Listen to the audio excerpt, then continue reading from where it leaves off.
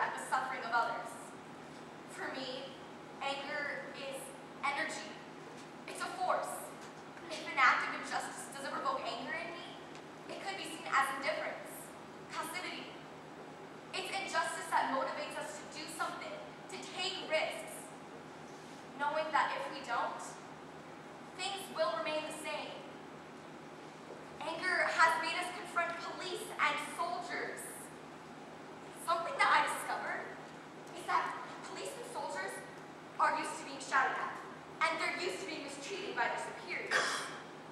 So when they run into a woman, otherwise insignificant to them, who dresses monk-like, and yells at them, and demands things of them in an authoritarian way, they are paralyzed. One time we filed habeas corpus on behalf of a man who had been disappeared for 20 days. The authorities denied having him in custody, and then denied us access to the state hospital where we knew he was being held. I spent a whole morning studying the comings and goings at the hospital. During a change of shifts, I slipped in. When I got to the door of the room where this person was, the nurse at the door told me I couldn't go in. I told her I would take care of myself. All that I asked is that if something were to happen to me, she should call a certain number. I gave her my card. I took a deep breath, opened the door violently, and yelled at the federal judicial police officers inside. I told them that they had to leave immediately because I was the person's lawyer and needed to speak with him. They didn't know how to react, so they left. I had 2 minutes, but it was enough to explain to this person who I was, that I'd been in touch with his wife, and to get him to sign a piece of paper proving that he was in the hospital. The first reads, Monsieur Maillard, I arrived at the Maison de Santé in the late afternoon, when the sun was just approaching its rest on the western horizon. I found myself in the midst of darkness, illuminated by the ever-watchful moon. I proceeded through an old rusted gate and entered the chateau. You said dilapidated, which means that the conditions must have been far better when you were first here. For I do not see how anyone can inhabit such a place. Filth and disgust linger on the furnishings, and the dust envelops every visible inch. I stood for long moments in the doorway, waiting for my eyes to adjust. And when they had done so, I was drawn to the glow of the moon, as a spotlight focused on a central staircase that led into the basement. I descended with caution. All the while I searched for some form of life, but what remained was nothing. It was there that I encountered the inhabitants that you had spoken of. Or rather, they encountered me. Here, this legend, what a world of merriment the melody foretells. The icy air event. Bells, bells, bells. Hear the mellow wedding bells. Golden bells, what a world of happiness the harmony foretells. And the balmy air lights ring out the bells. Bells, bells. Hear the loud alarm bells, brazen bells. What a tale of terror now their turbulence tells. And the startled ear of night, how they scream out their bells. Bells, bells. What a tale of terror tells. Fair bells, how they clang and clatter more. What a horror they pour on the bosom of the Palpatine's hair. Bells, bells. Hear the tolling of the bells. Iron bells. What a world of songs. Bells, bells, bells. We still have the fright. Bells, bells, bells. The melancholy bells of their bells. Bells, bells, through the bells in their throats of the bells, bells, bells. Keeping time, time in a sort of verdict rhyme. Bells, bells, and the throbbing of the bells. Bells, bells, and the sobbing of the bells. Bells, bells, and the rolling of the bells. Bells, bells, and the tolling of the bells. Bells, bells, and the moaning and the groaning of the bells. Their incantation built to a crescendo of clanging and chanting, until I could scarcely comprehend the words that were muttered from their lips. Each one single focus, and yet a part of a whole ensemble. Then, as if a maestro appeared to orchestrate them, they all concluded the rapture chorale and fell into an eerie silence with their stare and attention on a single solitary female figure. She crouched and waited for long periods of time until at last she ruptured the silence and began to speak.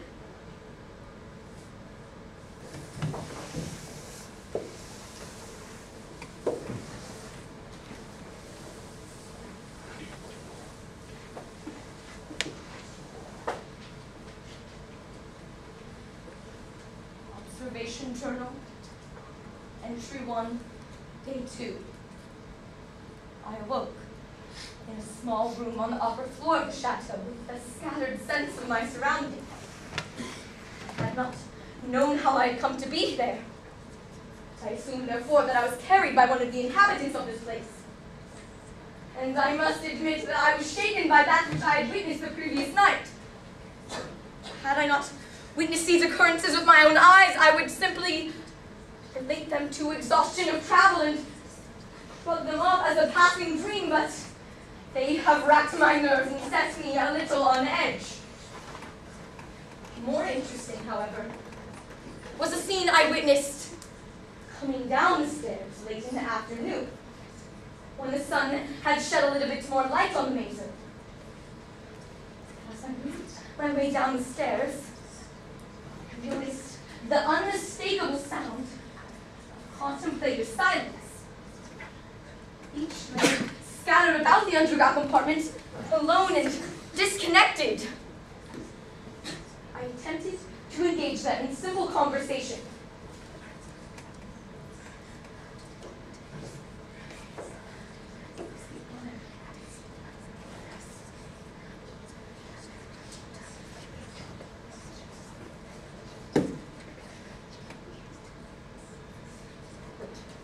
My attempt was made in vain. For hours, they did not move from their posts. They sat, each one muttering to themselves in some inaudible language. So I decided to take my own post and sketch. And take expansive observation of each, until the sun begins to set and night was cold in the sky. And it was not until the moon reached its zenith that I came to understand the nature of their behavior. For at that time, the chanting began, just as before. Hear the sound of bells, silver bells, rolling down to the valley hotels, how they tinkle, tinkle, tinkle in the icy air night. Hear the mellow wedding bells, golden bells. What a world of happiness and harmony foretells. Bells, bells, how they bring out their delight. Bells, bells, bells. Hear the loud alarm bells, brazen bells. What a tale tearing out their turbulency tells in the sorrow of your night. How they scream out their affright. Bells, bells, bells. What a tale of terror tells despair. How they clanging crash of water when the horn outpoured. Bells, bells, bells. Bells of the bells, iron bells, what a world of song that their melody compels. In the silence of the night, how we shiver with affright. Bells, bells, bells, at the melancholy bells of their bells.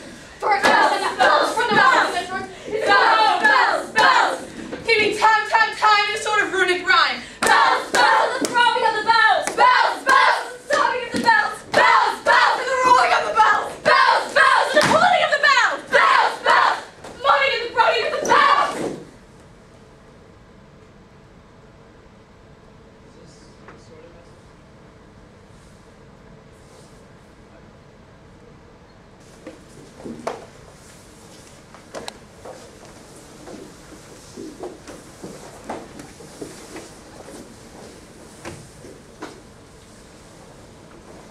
Journal entry.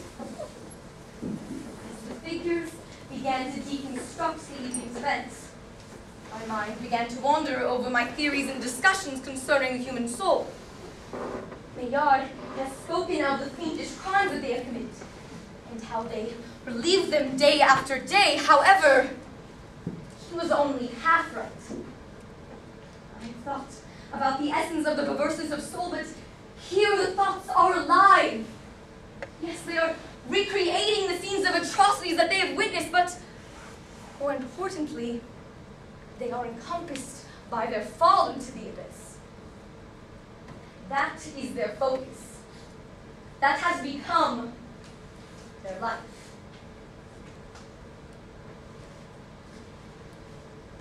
Day 3. A new sensational piece this evening concerning the Inquisition in the Valley of Toledo. What horrors they witness in the dungeons of this place. But what is it that connects all these tales? What, the need to come together? Day 6. Can I scarcely believe that the incantations are real? And had I not witnessed them myself, I would think that I am suffering from some delusion. Phantasms of the plague and haunting images of a cat torment these captives and drive them to retell night after night their plunge into the depths of what my colleagues would call insanity. Is this insanity? I should think not, for there is something deeper here, and I shall make it my business to root it out. Day 7. They are gone. I have searched every crevice of the chateau and have not found a single inhabitant. Nothing in the course of the night suggested that they had left. All was still and quiet in the maison. In truth, I was somewhat relieved to find that they had gone. During the course of events, I had found myself set on edge with a more than nervous disposition. But why rest on the 7th day? Could it be that the inmates hold some sort of religious commitment? Can the mad find God in the stillness of the day? And if so, can their perverseness of soul be purified? Too many questions plague my brain. I shall attempt to sleep as my mind wanders over these strange thoughts. Day 8. I had many a strange dream last night, but it does not surprise me given the state that I have been exposed to. However, there is one that disturbs me more than the others.